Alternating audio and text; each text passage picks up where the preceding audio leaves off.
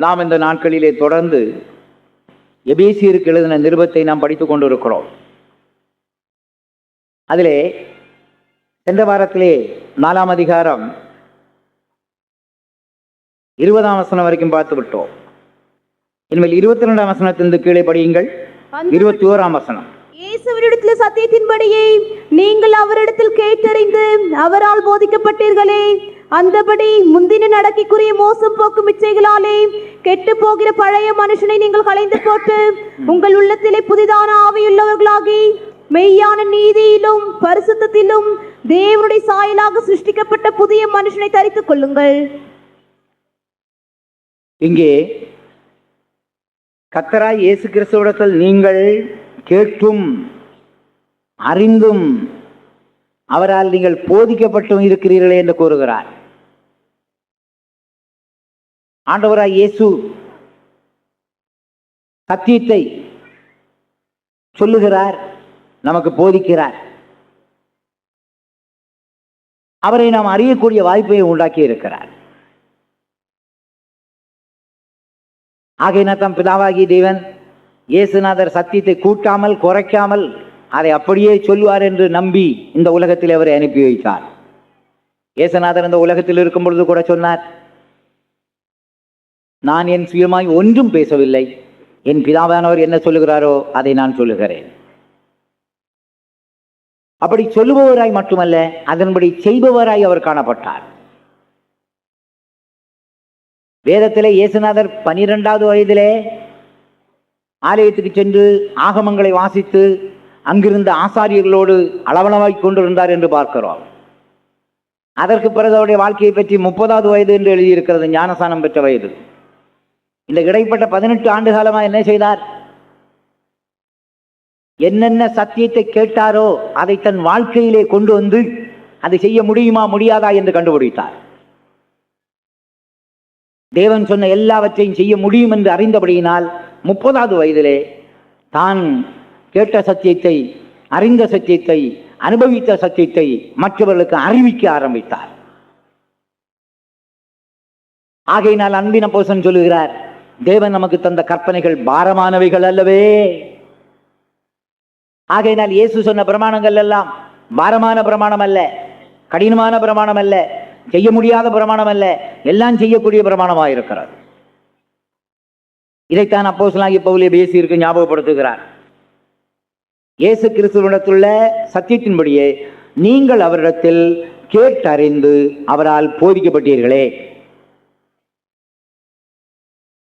எத்தனையோ காரியங்களை இயேசுநாதர் நேரடியாக நம்மோடு பேசுவார், நமக்கு பல காரியங்களை போதிப்பார் என்று சொல்லிவிட்டு கீழே சில சத்தியங்களை அவர் சொல்லுகிறார். அடுத்த வசனம் வாசிப்போம்.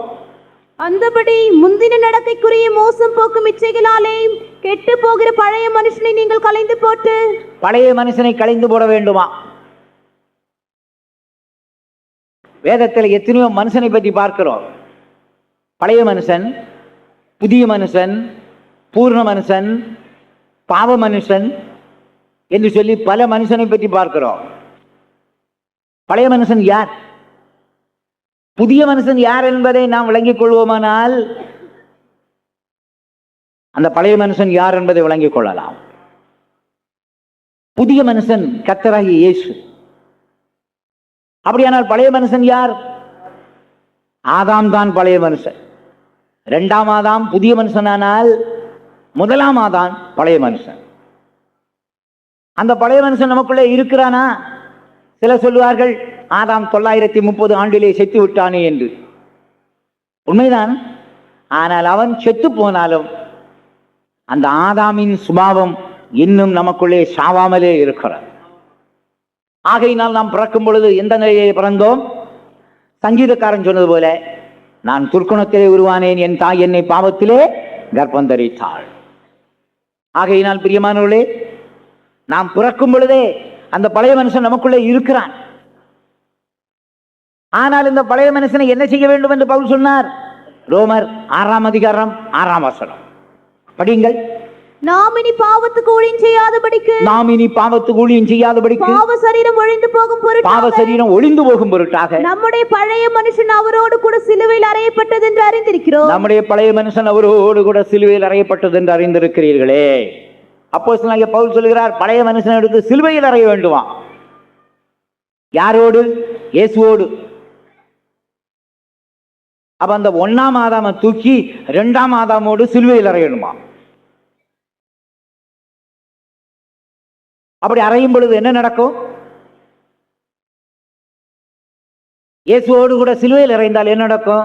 அந்த இயேசுநாதர் அதே சிலுவையிலே மரித்து விட்டார். ஆகையினால் அவரோடு சிலுவையில் அறையப்பட்ட அந்த பழைய மனுஷனோ இயேசுவோடு கூட மரிக்க வேண்டியதான், வேற வழி இல்லை. ஆகையினால் தான் உபத்திரவ காலத்தில் என்ன செய்தார்கள்? செத்த மனுஷர்களோடு ஜீவனுள்ள மனுஷர்களை சேர்த்து கட்டி வெயிலிலே போட்டு விடுவார்களாம். அந்த செத்த மனுஷன் என்ன செய்வானா? ஜீவனோடு இருக்கிற மனுஷனுடைய ஜீவனை கொஞ்சம் கொஞ்சமாய் உறிஞ்சி எடுத்து கடைசியில் அவனை சாகடித்து விடுவாராம். இதுபோல கர்த்தராகிய இயேசு யார்? அவர் சிலுவையிலே மரித்த இயேசு. அவர் சிலுவையில் அறையப்பட்ட இயேசு, அவர் சிலுவையிலே மரித்த இயேசு. ஆகையினால் தான் சிலுவையில் அறைந்தவர்கள் என்ன செய்வார்கள்? அவர்கள் சாகாவிட்டால் கால் எலும்பை உடைத்து சாகடிப்பார்களா. அப்ப ஆண்டவராய் இயேசுவையும் கூட சாகடிக்கும்படி இயேசுவண்டை வரும் பொழுது இயேசுவின் எலும்பை முறிக்காமலே அவர் மரித்து விட்டார். இயேசு அதே சிலுவையில் மரித்தவராய் காணப்பட்டார். அவரோடு கூட இந்த 1ஆம் ஆதாம் சிலுவையில் அறையப்படும் பொழுது, அதாவது நம்முடைய கீழ்ப்படியாமையின் சுபாவம், முரட்டு சுபாவம், பாவ சுபாவம் இயேசுவோடு சிலுவையில் அறையப்படும் பொழுது அந்த இயேசு கிறிஸ்துவின் மூலமாக இந்த சுபாவம் முற்றிலுமாய் நீக்கப்படுகிறது. அதாவது கீழ்ப்படிதலுள்ள இயேசுவோடு கீழ்ப்படியாத அந்த ஆதாம் சிலுவையில் அறையப்பட வேண்டும். அந்த சிலுவையில் அறையப்படும் பொழுது என்ன நடக்கிறது? கைகளும் கால்களும் ஆணியிலே கடாவப்படுகிறது. இதுபோல நம்முடைய கிரியைகளையும் நடத்தைகளையும் நாம் தீர்மானத்தின் மூலம் ஒப்பு கொடுக்க வேண்டும். ஆண்டவரே, இன்னையிலிருந்து நான் தீய காரியங்களை செய்ய மாட்டேன், தீய பாதையிலே நடக்க மாட்டேன் என்று சொல்லி நம்மை ஒப்பு கொடுக்க வேண்டும். ஆகையினால் பிரியமானவர்களே, அப்படி ஒப்பு கொடுக்கும் பொழுது நம்முடைய பழைய மனுஷன் சக்தி இல்லாதவனாய் வல்லமை இல்லாதவனாய் மாறிவிடுகிறார். ஆனால் இங்கே எபேசியருக்கு பவுல் சொல்லுகிறார், அந்த பழைய மனுஷனை களைந்து போடுங்கள், அந்த கீழ்ப்படியாமையை களைந்து போடுங்கள், முரட்டு சுபாவத்தை களைந்து போடுங்கள், எதிர்க்கிற சுபாவத்தை களைந்து போடுங்கள். ஆகையினால கடந்த காலத்தில் நம்முடைய வாழ்க்கையில் ஏதாவது கீழ்ப்படியாமை, எதிர்ப்பு, முரட்டாட்டம் ஏற்பட்டிருக்குமானால் நாம் தேவ சமூகத்தில் தீர்மானம் பண்ண வேண்டும், ஆண்டவரே அந்த சுபாவத்தை களைந்து போடுகிறேன். இப்படி பழைய மனுஷனை களைந்து போடுங்கள் என்று சொன்னது மட்டுமல்ல, அடுத்ததாக ஒரு அருமையான ஆலோசனை வழங்குகிறார். படியுங்கள்.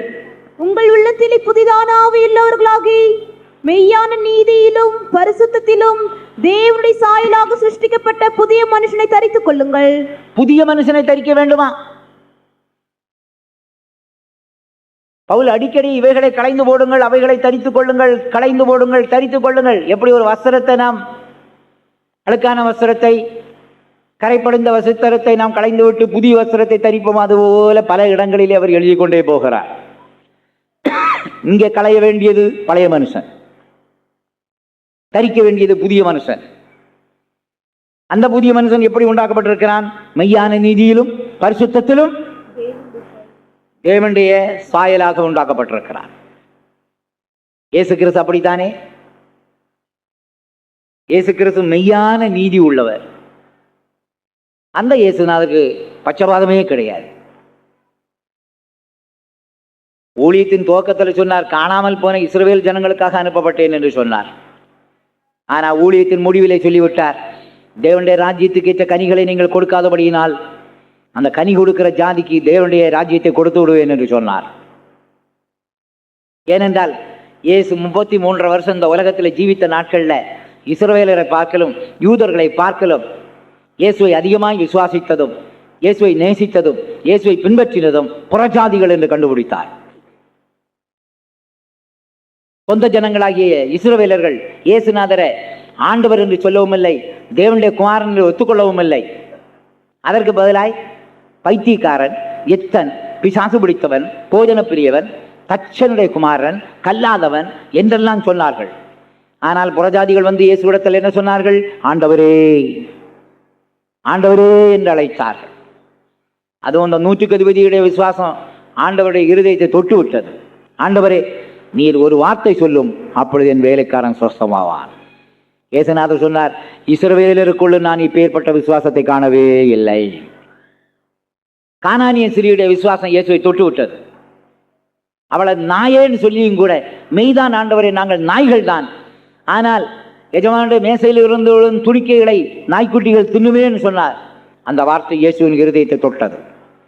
ஸ்திரியே, உன் விசுவாசம் பெரியது என்று சொன்னார். இப்படி இயேசுநாதர் இந்த உலகத்தில் இருக்கும் பொழுது புறஜாதிகள் இயேசுவை விசுவாசித்ததை நினைக்கும் போது அவர் நினைத்தார், யூதர்களுக்கு மட்டுமல்ல புறஜாதிகளுக்கும் கூட இந்த ரட்சிப்பை கொடுக்க வேண்டும், இந்த அபிஷேகத்தை கொடுக்க வேண்டும், இந்த ஊழியத்தை கொடுக்க வேண்டும் என்று சொல்லி கர்த்தர் இந்த நாட்களிலே நோக்க கொடுத்து கொண்டே இருக்கிறார். புறஜாதிகளாகியும் கரங்களை உயர்த்தி சத்தமா ஒரு அல்லேலூயா சொல்லுவார். பிரியமானவர்களே, இயேசு நீதி உள்ளவர். என்ன நீதி? மெய்யான நீதி. அவருக்கு ஜாதிக்கு ஒரு நீதி கிடையாது. எல்லாரும் தேவனுடைய பிள்ளைகளாய் மாறணும், எல்லாரும் எனக்கு உடன்பிறப்புகளாய் மாறணும், அதுதான் அவருக்கு விருப்பம். எல்லாரும் ரட்சிக்கப்படணும், எல்லாரும் ஞானஸ்நானம் வரணும், எல்லாரும் பரிசுத்த ஆவியை பெறணும்னு விரும்பினார். ஆகையினால் தான் மனம் திரும்புங்கள், தேவனுடைய ராஜ்யம் சமீபித்திருக்கிறது என்று சொன்னார். அது மட்டுமல்ல, அறியாமையுள்ள காலத்திலே தேவன் கண்டும் காணாதவர் போல் இருந்தார். இப்பொழுதோ எங்குமுள்ள மனிதரும் மனம் திரும்ப வேண்டும் என்று கட்டளையிடுகிறார். எல்லா மனிதரும் சத்தியத்தை அறிவு அடைவோம், ரட்சிக்கப்படவும் அவர் சித்தமுள்ளவராயிருக்கிறார். ஆகையினால இயேசு மெய்யான நீதி உள்ளவர், எல்லாரும் ரட்சிக்கப்படணும்னு விரும்புகிறார். இரண்டாவது, மெய்யான நீதி உள்ள இயேசு எல்லாரும் ஞானஸ்நானம் பெறணும்னு விரும்பினபடினால் என்ன சொன்னார்? சீசர்களை பார்த்து, நீங்கள் போய் சகல ஜாதிகளையும் சீசராக்கி பிதா குமாரன் பரிசுத்தாவி நாமத்திலே ஞானஸ்நானம் கொடுங்கள், சகல ஜாதிகளையும் சீசராக்குங்கள். இயேசு மெய்யான நீதி உள்ளவர். இந்த இயேசுவுக்கு மெய்யான நீதி இருக்கிறபடினால் எல்லாரும் பரிசுத்தாவியை பெறணும்னு விரும்பினார். ஆகையினால் அவர் சொன்ன வார்த்தை என்ன? தம்மிடத்தில் வேண்டிக் கொள்கிறவர்களுக்கு பரிசுத்தாவியை கொடுப்பேன் என்று சொன்னார். விசுவாசிக்கிறவர்கள் பரிசுத்தாவியை பெறுவார்கள் என்று சொன்னார். வெறும் யூதர்கள் மட்டும்தான் பரிசுத்தாவியை பெறுவார்கள் என்று சொல்லவே இல்லை. ஆகையினால் எல்லாரும் பரிசுத்தாவியை பெறணும்னு விரும்பினார்.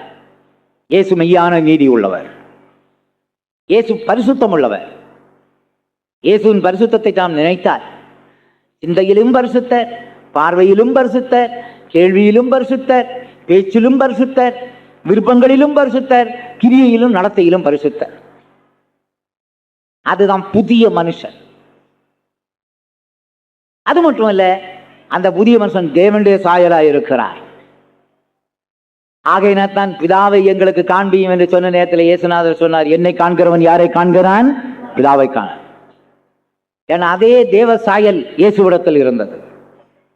ஆகையினால் இவரை குறித்து என்ன சொல்லி இருக்கிறது? இவர் அதரிசனமான தேவனுடைய தற்சொரூபம், அதரிசனமான தேவனுடைய தற்சொரூபம்.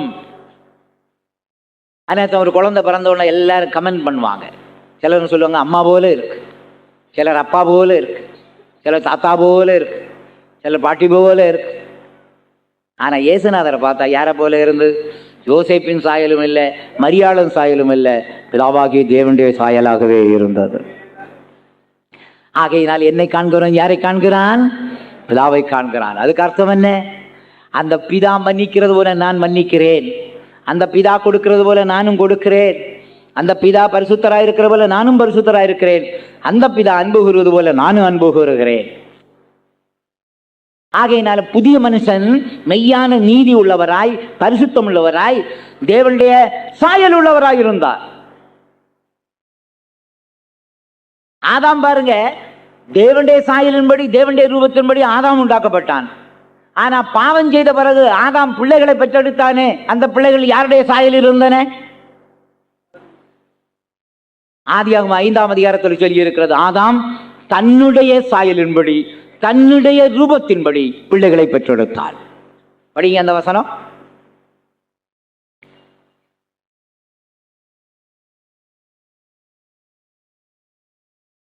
இங்கே எனக்கு வெளிச்சம் போதாது.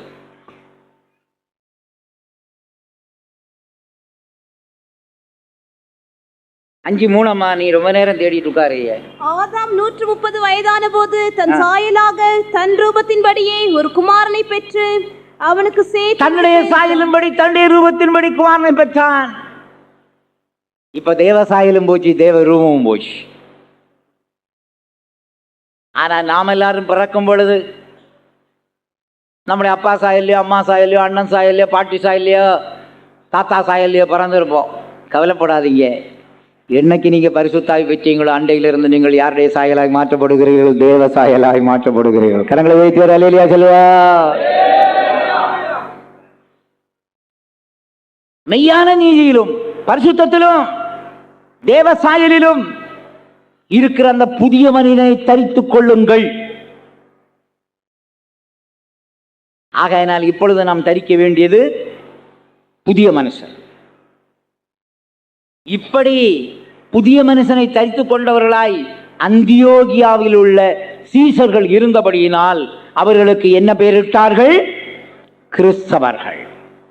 என்ன பெயரிட்டார்கள்? கிறிஸ்தவர்கள். ஏன்?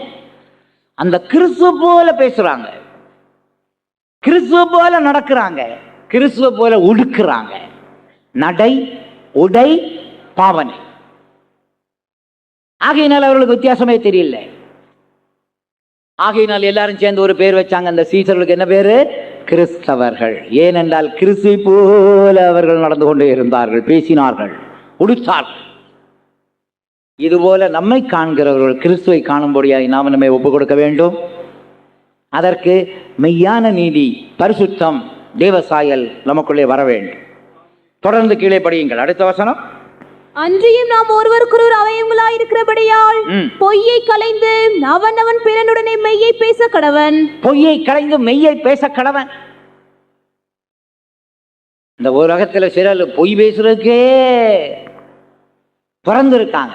பொய்யில டிப்ளமா பாஸ் பண்ணி இருக்காங்க, கிராஜுவேஷன் முடிச்சாச்சு, போஸ்ட் கிராஜுவேட் இப்ப வாங்க போறாங்க. வாயெடுத்தா பொய். ஆனா ஒண்ணு, நாம் மெய்யை பேசுவோமானால், சத்தியத்தை பேசுவோமானால் நம்மோடு கூட கிருபை தொடர்ந்து காணப்படும். கரங்களை உயர்த்தி ஒரு அல்லேலூயா சொல்லுவோம். பொய் பேசினா கிருபை போயிடும். பொய் பேசினால் பிசாசு வந்து நம்மை தாக்குவான். அதனால தான் நம்முடைய தம்பிமாருக்கெல்லாம் நான் அடிக்கடி சொல்லுவேன், எப்பா பொய் பேசாதப்பா, பொய் சொல்லாதப்பா, பொய் சொல்லாதப்பா. ஒரு தம்பி ஞானசானம் எடுக்கணும்னு சொன்னா ஒரு தடவை. நான் கேட்டேன், எப்போ எடுக்க போறேன்? ஐயா இன்னும் கொஞ்சம் பொய் பேசணும், அதை பேசி முடிச்சுட்டு எடுத்தார். நான் சொன்னேன், எப்பா பொய் பேச பேச கிருபை நம்ம விட்டு போய்கொண்டே இருக்கும். பொய் பேசினால் பொய்க்கு பிதாவாகிய பிசாசு நம்ம என்ன செய்வான்? தொடுவார். அது வேண்டாம். சத்தியத்தை சொல்லுவோம், சத்தியத்தை கொண்டே சொல்லிக்கொண்டே இருப்போம்.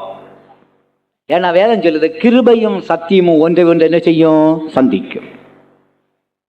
ஆகையினால கிருபை சந்திக்கணும்னா சத்தியம் சொல்லணும். நாம் ஒருவருக்கு ஒரு அவயவமாக இருக்கிறபடினால் பொய்களை களைந்து பிறனுடனே என்ன செய்ய பேச கடவன்? நீ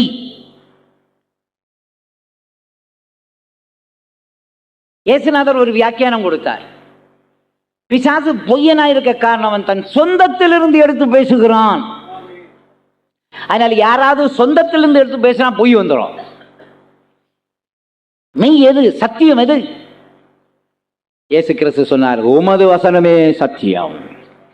தேவனுடைய வசனம் எல்லாம் மெய். அதனால தான் இதுக்கு என்ன வேதம்னு பேரு? சத்திய வேதம். சொல்லுங்க, இதுக்கு என்ன பேரு? சத்திய வேதம். ஏன்? நீ ஆபிரகாமா இருக்கலாம், தேவனுடைய தோழனா இருக்கலாம், ஆனாலும் உன்னுடைய நல்ல காரியமும் எழுதியிருக்கு, நீ செய்த குழப்படியும் எழுதியிருக்கு. வேற சில சரித்திர புத்தகங்களை வாசித்தீங்கன்னா அவங்களுடைய நல்ல காரியம் தான் எழுதியிருக்குமே தவிர கெட்ட காரியத்தை எழுதவே மாட்டாங்க. மனிதனின் மறுபக்கத்தை எழுத மாட்டாங்க, நல்ல பக்கத்தை எழுதுவாங்க. இது சத்திய வேதத்தை எழுதினவன் என்ன செய்திருக்கிறான்? ஆபிரகாமுடைய விசுவாசத்து வீரர், அந்த விசுவாசத்தின் பாதைகளை எழுதுன மட்டுமல்ல, அவன் ஆகாரோட நடந்தது, இஸ்மவேலை பெற்றெடுத்தது எல்லாம் எழுதியிருக்கு. அடுத்தது தாவீது, இருதயத்துக்கேற்ற மனிதன் தான், ஆனால் அவன் செய்த நல்ல நல்ல காரியம் எல்லாம் எழுதியிருக்கு, அவன் செய்த தவறுகளும் எழுதியிருக்கு. பத்சோபாளோடு பாவம் செய்தது, உரியாவை கொன்னது, ஜனங்களை எண்ணினது எழுதி வச்சிருக்கு. ஆகையினால் இது சத்திய வேதம். யோவான் ஸ்நானன் கிறிஸ்துவின் தோழன் தான், ஸ்திரீகளில் பிறந்தவர்கள் பெரியவன், எரிந்து பிரகாசிக்கிற விளக்கு. ஆனாலும் அவனுக்கு கடைசி நேரத்தில் வந்த தைரியம், அவிசுவாசத்தை எழுதி வச்சிருக்கு. வருகிறவர் நீர்தானா, இன்னொருவரை காத்திருக்க வேண்டுமா?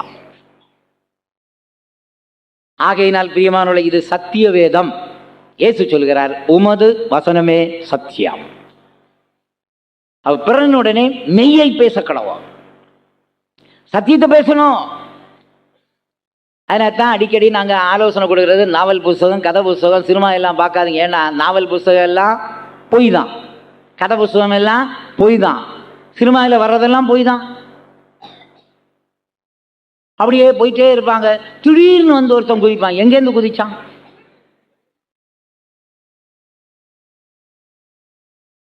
அப்படியே ஒரு அம்மா தண்ணியில் இழுத்துக்கிட்டே போகும், திடீர்னு ஒருத்தன் வந்து குதிப்பான். எங்கேருந்து குதிச்சான்? நடக்காத காரியமெல்லாம் நடந்தது போல சொல்லுவாங்க. அதுவும் இந்த காலத்து படங்கள் கச்சடா படங்கள். சிவாஜி கணேசனே தன்னுடைய பேரப்பிள்ளைகளோடு உட்கார்ந்து டெலிவிஷன் பார்க்கும் பொழுது சொல்லிட்டார், பேரப்பிள்ளைகளே தலையில துண்டை போடுங்கன்னு. அப்ப பிள்ளைகள் எல்லாம் துண்டு போட்டாங்க தலையில. தாத்தா கடந்து போச்சா? இல்ல இல்ல இல்ல, இன்னும் நடக்குது. தாத்தா போயிடுச்சா? ஐயோ முக்காடை எடுக்காதீங்க. கடைசியில் அந்த சீன் போன பிறகு சொன்னாராம், இப்ப முக்காடை எடுங்கன்னாலும். ஒரு நடிகனே தன்னுடைய பிள்ளைகளுக்கு, பேர பிள்ளைகளுக்கு ஆலோசனை வழங்கக்கூடிய அளவுக்கு மோசமான படங்கள். சினிமா படத்தினால கெட்டு போனவங்க ஏராளம் பேர்.